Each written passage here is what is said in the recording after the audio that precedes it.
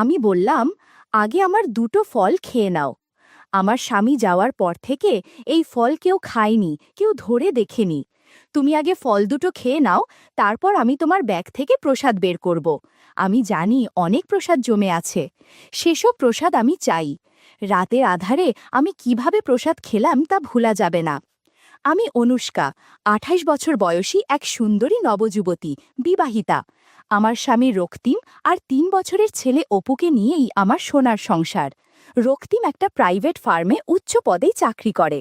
আমার ৩ জনের ভালোই চলতে থাকা এই সুখের সংসারে হঠাৎ একদিন একটা ঝড় উঠল। না না, আমাদের দুজনের মধ্যে কোনো ঝগড়া বা মনমালিন্য হয়নি। আসলে ওই ঝড়টা এসেছিল কোনো এক প্রত্যন্তর গ্রামে রক্তিমের বদলি হয়ে যাওয়ার ফলে। প্রথমে আমি ব্যাপারটা শুনে ভয়ে কেঁপে উঠেছিলাম এবং আমার ছেলেকে নিয়ে তার সাথেই গ্রামে গিয়ে থাকতে চেয়েছিলাম। কিন্তু ওই প্রত্যন্তর গ্রামের পরিবেশে বাচ্চা নিয়ে থাকা মোটেই সম্ভব ছিল না। তাই চাকরি বাঁচানোর জন্য রক্তিমকে সেখানে একলাই চলে যেতে হয়েছিল। আমি বুঝতেই পারছিলাম না রক্তিমের সংজ্ঞা পেলে আমি থাকবই বা কিভাবে। কোনো বিবাহিতা নবযুবতীর ক্ষেত্রে দিনের পর দিন, রাতের পর রাত স্বামী ছাড়া থাকাটা যে কতটা কষ্টকর আমি সহজেই অনুমান করতে পারছিলাম। এবং এক রাত্রে আমি রক্তিমকে বলেই ফেলেছিলাম, রক্তিম, তুমি রাতের পর রাত আমার থেকে দূরে থাকলে আমি কিভাবে নিজেকে শান্ত রাখব বলতে পারো? ভাবতে পারো তোমার যন্ত্রণা পেলে আমার গাছের ফল সব শুকিয়ে যাবে। রক্তিম হেসে ইয়ার্কি করে বলেছিল, অনুষ্কা, তুমি অত চিন্তা করো না। আমি তোমার জন্য অন্য কোনো বিকল্প ব্যবস্থা করেই ফেলব, আর নিজের জন্যে ওই গ্রামেই কোনো বিকল্প বউ খুঁজে বের করব যে আমাকে সময় দেবে। কথাটা ওই সময় হাসির ছলে বলে থাকলেও রক্তিম আমার জন্য বাস্তবেই নতুন এক বৈচিত্র্যময় ব্যবস্থা করেছিল, যেটা আমি প্রথমে ভাবতেও পারিনি। একদিন রক্তিম অফিস থেকে ফিরে আমায় বলল, অনুষ্কা, আমি কাজের সুবাদে অন্য শহরে বদলি হয়ে গেলে বাড়িতে তোমার আর অপুর একলা থাকা মোটেই সুরক্ষিত হবে না। তাছাড়া একলা থাকলে তুমি রাত বেড়াতে কোনো প্রয়োজন পড়লে কারো সাহায্য পাবে না। তাই আমি ভাবছি আমাদের বাড়িতে একটা পেইং গেস্ট রাখব, যাতে সে সুবিধা অসুবিধায় আমার অনুপস্থিতিতে তোমার পাশে দাঁড়াতে পারে। আজই আমার এখানের অফিসে নতুন এক কর্মচারী কাজে জয়েন করেছে। ছেলেটির মাত্র ২৩ বছর বয়স। সে খুবই মেধাবী এবং এখনও অবিবাহিতা। সে এখানে থাকার জন্য বাসস্থান খুঁজছে। আমি ভাবছি তাকেই আমার বাড়িতে পেইং গেস্ট রাখব। ছেলেটি বয়স হিসাবে আমাদের দুজনের চেয়েই ছোট, তাই সে পেইং গেস্ট থেকে আমার অনুপস্থিতিতে তোমার ছোট ভাই হিসাবেও যে কোনো দরকারে তোমার পাশে থাকতে পারবে। আমাদের বাড়ির সামনের দিকের ঘরটিতে, যার সাথে লাগোয়া টয়লেট আছে, ওই ছেলেটির থাকবার ব্যবস্থা করব। খাওয়া দাওয়ার সময় সে সামনের দরজা দিয়ে বেরিয়েই আমাদের ডাইনিংয়ের জায়গায় চলে আসবে, কারণ আমাদের প্রাইভেসির জন্য বাইরের ঘর এবং আমাদের শোবার ঘরের মাঝের দরজাটা বন্ধ রাখব। আমি রক্তিম প্রস্তাব মেনে নিয়েছিলাম। পরের দিন সন্ধ্যায় রক্তিম অফিস থেকে ফেরার সময় সেই ছেলেটিকে সাথে নিয়ে এলো। কি সুদর্শন চেহারা ছেলেটার, তেমনি সুন্দর তার চালচলন, ঠিক যেন সাক্ষাৎ কোনো হিন্দি সিনেমার নায়ক। ছেলেটা প্রথম দেখাতেই যেন আমার মনের ভিতর জায়গা বানিয়ে নিল। আমার মনের ভিতর তার প্রতি একটা আকর্ষণ তৈরি হয়ে গেল এবং দুষ্ট বুদ্ধিও নাড়া দিতে আরম্ভ করল। আমি মনে মনে ভাবলাম, রক্তিমের অনুপস্থিতিতে যদি এই ছেলের সাথে সময় কাটাতে দারুণ হবে। হঠাৎ ওই ছেলেটারই ডাকে আমার যেন স্বপ্ন ভাঙল। ছেলেটা নিজেই অত্যন্ত মৃদু গলায় হাসি মুখে শুভেচ্ছা বিনিময় করে বলল, ভাবিজান, আমি জাহির খান, গতকালই এই অফিসে কাজে ঢুকেছি। রক্তিম স্যার নিজের বাড়িতে আমায় আশ্রয় দিচ্ছেন, তার জন্য আমি আপনাদের দুজনের কাছে ভীষণ কৃতজ্ঞ। আমার জন্য আপনাদের কোনো অসুবিধা না হয় সেটা আমি সবসময় খেয়াল রাখব। স্যার তো বাইরে চলে যাচ্ছেন, তাই ওনার অনুপস্থিতিতে আপনার যা কিছু প্রয়োজন হয় আপনি আমায় আদেশ করবেন, আমি সেটা করার চেষ্টা করব। ছেলেটার কথা শুনে আমার মনে অদ্ভুত অনুভূতি হলো। আরে, ছেলেটা তো তাহলে মুসলিম, ওর সাথে গল্প করলে মন্দ হবে না। ধ্যাত, আমি এসব কি ভাবছি, আমার নিজের ওপরে লজ্জা হলো। রক্তিম জাহিরকে উষ্ণ অভিনন্দন জানিয়ে বলল, জাহির, তুমি আমার আর অনুষ্কার চেয়ে বয়সে অনেক ছোট, তাই তোমায় তুমি করেই বলছি। তুমি কিছু মনে করছো না তো? তোমার যখন যা কিছু প্রয়োজন হবে তোমার ভাবিজানকে বলে চেয়ে নেবে। এসো, তোমায় আমি তোমার ঘর দেখিয়ে দিচ্ছি। তুমি একটু ফ্রেশ হয়ে নাও, তারপর আমরা একসাথে বসে চা খাবো। আর হ্যাঁ, তুমি যখন অনুষ্কাকে ভাবিজান বলে সম্বোধন করছো, তখন তাকে আর আমায় আপনি না বলে তুমি করেই বলবে। সেটা আমাদের দুজনেরই অনেক বেশি ভালো লাগবে। সে ঘরে ঢুকে কিছুক্ষণের মধ্যেই নিজের সব জিনিসপত্র সুন্দরভাবে গুছিয়ে পোশাক পাল্টে নিয়ে ডাইনিং টেবিলে এসে বলল, ভাবিজান চা দাও। তখন জাহিরের পরনে ছিল পায়জামা এবং হাতকাটা পাতলা পাঞ্জাবি। আমি পরেছিলাম হাতাকাটা ব্লাউজ আর একটা শাড়ি। জাহির আসার সাথে সাথেই আমার ৩ বছর বয়সী ছেলের সাথে ভাব জমিয়ে ফেলল এবং তার সাথে খেলা শুরু করে দিল। রাত্রিভোজনের পর জাহির আমাদের দুজনকে শুভরাত্রি জানিয়ে নিজের ঘরে চলে গেল। ২-১ দিনের মধ্যেই জাহির আমাদের সাথে ভীষণভাবে মিশে গেল। তাও রক্তিমের সামনে আমি জাহিরের সাথে যথেষ্টই দূরত্ব বজায় রাখতাম। খুব শীঘ্রই রক্তিমের স্থানীয় অফিস ছেড়ে নতুন জায়গায় বদলি হওয়ার সময় চলে এলো এবং একদিন সে আমাকে আর অপুকে ছেড়ে গ্রামে চলে যেতে বাধ্য হলো। কয়েকদিন আমার খুবই মন খারাপ লাগছিল, কিন্তু আস্তে আস্তে সময়ের সাথে আমি রক্তিমের অনুপস্থিতি সইয়ে উঠতে লাগলাম। রক্তিম চলে যাবার পর জাহির আর আমার মধ্যে বন্ধুত্ব আর ভরসা আরও অনেক বেশি বেড়ে গেল। জাহির অপুর খেলার সাথী হয়ে যাবার সাথে বাড়ির কাজেও আমাকে খুব সাহায্য করতে লাগলো। কিন্তু প্রতি রাতে বিছানায় শুইতে গেলেই আমার কেমন যেন মনে হতো, শুধু এপাশ ওপাশ করে ছটপাট করতাম। সেদিন সন্ধে থেকেই ঝিরঝির করে বৃষ্টি হয়ে চলেছিল। বৃষ্টির টুপটাপ শব্দ পরিবেশটাকে যেন অনেক বেশি রোম্যান্টিক করে তুলছিল। জাহির আমায় বলল, ভাবিজান তুমি কেমন যেন মনমরা হয়ে আছো।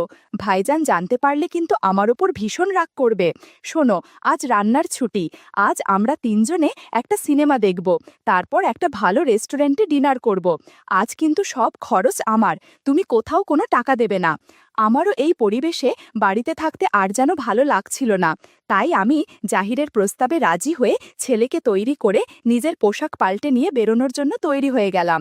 সেদিন আমার পরনে ছিল জিন্সের প্যান্ট এবং টি শার্ট, যেটা সাধারণত আমি রক্তিমের সাথে বেড়াতে যাবার সময় পরতাম। এই পোশাকে আমাকে খুব মানায়। ওড়না পরি না বলে বেশি আকর্ষণীয় লাগে। জাহির আমার দিকে এক পলক তাকিয়ে মুচকি হেসে বলল, ওয়াও, কি ড্রেস দিয়েছ ভাবিজান, তোমায় তো একদম ২০ বছরের নবযুবতী মনে হচ্ছে। আমি লজ্জা পেয়ে বললাম, আচ্ছা, ভাবিজানের রূপের অনেক গুণগান করেছ, এবার বাড়ি থেকে বের হও, তা না হলে সিনেমা আরম্ভ হয়ে যাবে। আমরা ৩ জনে মিলে একটা ক্যাবে সিনেমা হলে পৌঁছালাম। তখনও বেশ ঝিরঝির করে বৃষ্টি পড়ছিল। সিনেমা হলে আমি এবং জাহির পাশাপাশি বসলাম এবং আমার অন্য পাশে অপু বসেছিল। সিনেমা শুরু হবার পর হল পুরো অন্ধকার ছিল। এ সময় জহিরের হাতের সাথে আমার হাতের স্পর্শ লাগছিল। বারবার মনে হচ্ছিল জহিরকে কাছে টেনে নেই, কিন্তু ভদ্রতার খাতিরে তা বলতে পারছিলাম না। সিনেমার শেষে আমরা ৩ জনে একটা দামি রেস্টুরেন্টে ডিনার সারলাম।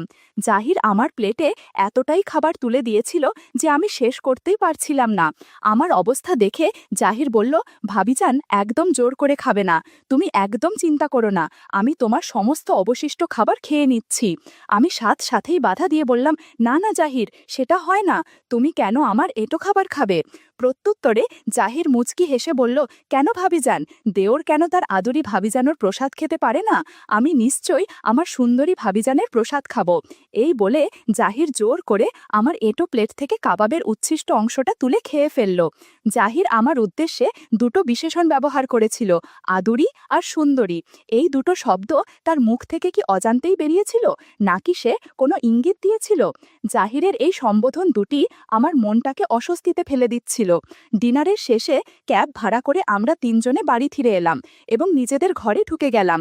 তখনও বেশ ঝমঝমিয়ে বৃষ্টি পড়ছিল, তার ফলে কেমন যেন একটা তামের পরিবেশ সৃষ্টি হয়েছে।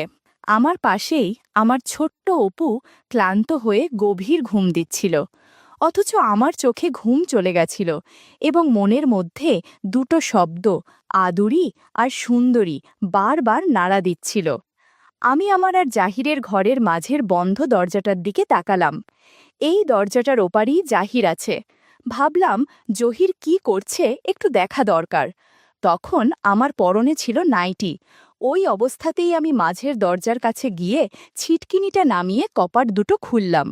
জাহিরের ঘরের ভেতরের দৃশ্য দেখে আমার চোখ কপালে উঠে গেল। জাহিরের ল্যাপটপটা চলছিল। ল্যাপটপের স্ক্রিনে আমার ফেসবুকের প্রোফাইল ছবিটা ভাসছিল, আর জাহির সেই দিকে তাকিয়ে অদ্ভুত আচরণ করছিল। আমি আর চুপ করে দাঁড়িয়ে থাকতে পারিনি। গুটি গুটি পায়ে এগিয়ে গিয়ে আমি জাহিরকে বললাম, জাহির, তুমি একবারও মুখ ফুটে তোমার মনের কথাটা আমায় বলতে পারলে না? জাহির আমার সহসা আক্রমণে পুরো ভ্যাবাচাকা খেয়ে ভীষণ ভয় পেয়ে সাথে সাথেই নিজেকে গুছিয়ে আমতা আমতা করে বলল, না না ভাবিজান, তুমি কিছু মনে করো না, আর ভাইজানকেও যেন এ বিষয়ে কিছু বলো না, প্লিজ তুমি আমায় ক্ষমা করে দাও, আমি আর কোনোদিন এমন করব না। আমি মুচকি হাসি দিয়ে বললাম, শোনো, প্রথমত এই সময় আমি তোমার মুখ থেকে ভাবিজান শুনতে চাই না, অনুষ্কা শুনতে চাই। দ্বিতীয়ত, আজ আমি সিনেমা হলে তোমার পাশেই বসেছিলাম, তুমি অন্ধকার থাকা সত্ত্বেও আমার কানে কানে তোমার মনের ইচ্ছেটা বললে না কেন? তুমি যদি আমায় এতটুকুও জানাতে তাহলে মাই আর বাধা দিতাম না, কিন্তু কেন আর কিসের ভয়ে তুমি আমার দিকে একটাও পা এগোতে পারলে না? শোনো, তুমি যেটা ছেলে হয়েও বলতে পারলে না, আমি মেয়ে হয়েই বলছি, আশীর্বাদের প্রসাদ আমি নিতে চাই।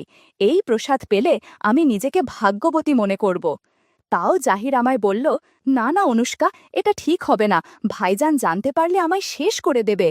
আমি বিদ্রূপ করে বললাম, ও ভাইজান মানে রক্তিম, সে তো এখন 200 কিলোমিটার দূরে আছে, সে 1 মাসের আগে আসতেও পারবে না, আর আমি এতটা বোকা নই যে তাকে ফোন করে তোমার আমার সম্পর্কটা জানাবো। তুমি শুধু গাছের ফল খাবে আর আশীর্বাদ করবে, আমি তোমার আশীর্বাদের প্রসাদ নিতে চাই। বন্ধুরা, তোমরা বুঝেছ তো কিসের কথা বলছি? আমার কথা শুনে জাহিরের ভয় কমে গিয়ে মুখে হাসি ফুটল। বললাম, আগে দুটো ফল খেয়ে নাও, রক্তিম যাওয়ার পর থেকে এই ফল কেউ খায়নি, কেউ ধরে দেখেনি। তুমি আগে ফল দুটো খেয়ে নাও, তারপর আমি তোমার ব্যাগ থেকে প্রসাদ বের করব। সেদিন রাতে জহির ঘণ্টাখানেক আশীর্বাদ করেছিল আর অনেক প্রসাদ দিয়েছিল। আমি জহিরকে বললাম, আজকের মতো এখানেই থাক, আবার কাল আশীর্বাদ করো, কেমন? পরের দিন ভোরে আমি যখন উঠলাম, জানালার ফাঁক দিয়ে কোমল আলো ঘরে ঢুকছিল। ঘড়ির কাঁটা তখন 6টা ছুঁই ছুঁই, কিন্তু আমার ঘুম ভাঙল অনেক আগেই, কারণ রাতের স্মৃতি যেন এখনও বুকের ভেতরে কাঁপছিল। জাহির তখনও পাশের ঘরে, আমি জানতাম, তবুও মনে হচ্ছিল সে আমার খুব কাছেই আছে। রান্নাঘরে ঢুকে চা বসালাম। কাপে ধোঁয়া ওঠা চা ঢালতে ঢালতে আমার মনে হচ্ছিল আজকের দিনটা যেন সাধারণ হবে না। গত রাতের কথা ভেবে আমার ঠোঁটের কোণে অজান্তেই হালকা হাসি ফুটে উঠছিল। কিছুক্ষণ পর জাহির ঘরে এলো, মুখে এক অদ্ভুত লাজুক কিন্তু উজ্জ্বল হাসি।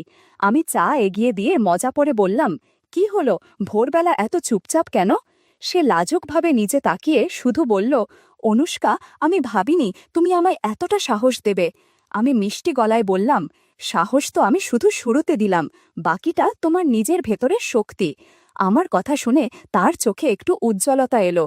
চা খাওয়া শেষ হতেই আমি বললাম, চলো বাগানে যাই, সকালবেলার হাওয়া আজ বেশ সুন্দর। আমরা দুজন উঠোন পার হয়ে বাগানে গেলাম। কচি রোদ আর হালকা শিশির মাখা ঘাস পায়ের নিচে ভিজে ভিজে লাগছিল। আমি একটা আম গাছের নিচে দাঁড়িয়ে হঠাৎ বললাম, জাহির, জানো তো, কাল রাতের মতো মুহূর্ত বারবার আসে না, কিন্তু যদি তুমি চাও আমরা প্রতিদিন একটু একটু করে সেই অনুভূতিটা বাঁচিয়ে রাখতে পারি। জাহির একটু কাছে এসে দাঁড়ালো, তার চোখে আবার সেই দ্বিধা দেখা দিল। আমি মৃদু হেসে বললাম, আবার ভয় পাচ্ছ? ভয় পেও না, আমি আছি। তারপর আমি একটা আম ছিঁড়ে এনে তার হাতে দিলাম। বললাম, দেখো, এই ফলের মতো জীবনটা মিষ্টি হতে পারে যদি আমরা চাই। জাহির আমটা হাতে নিয়ে আমার চোখে তাকালো, আর সেই মুহূর্তে তার ভেতরের বাঁধন যেন খুলে গেল। আমরা দুজনেই গাছের ছায়ায় বসে গেলাম। হাওয়া বইছিল, চারপাশে শুধু পাখির ডাক আর আমাদের দুজনের নিঃশ্বাসের শব্দ। আমি তার কাঁধে মাথা রাখলাম, সে ধীরে ধীরে আমার হাতটা ধরল। সেই স্পর্শে আমার বুকের ভেতর কেমন করে উঠল একটা মিষ্টি নরম কাঁপুনি। আমি ফিসফিস করে বললাম, জাহির, গতরাতে তুমি আমায় যে আশীর্বাদ দিলে সেটা শুধু শুরু। আমি চাই প্রতিদিন তুমি নতুন করে আমায় সেই প্রসাদ দাও, এতে আমিও ভাগ্যবতী হব, তুমিও শান্তি পাবে। জাহির কোনো উত্তর দিল না, শুধু আমার হাত শক্ত করে ধরে রাখল। তার চোখে স্পষ্ট ছিল সে আজ নিজের ভেতরের ভয়টা পুরোপুরি হারিয়েছে। বাকি দিনটা যেন অন্য রকম হয়ে গেল। আমরা দুজন কাজের ফাঁকে ফাঁকে চোখাচোখি করছিলাম, ছোট ছোট ইঙ্গিতে একে অপরকে বুঝিয়ে দিচ্ছিলাম। সন্ধ্যা নামতেই আমার ভেতরে আবার অদ্ভুত এক প্রতীক্ষা তৈরি হলো। আজ রাতটা অন্য রকম হবে।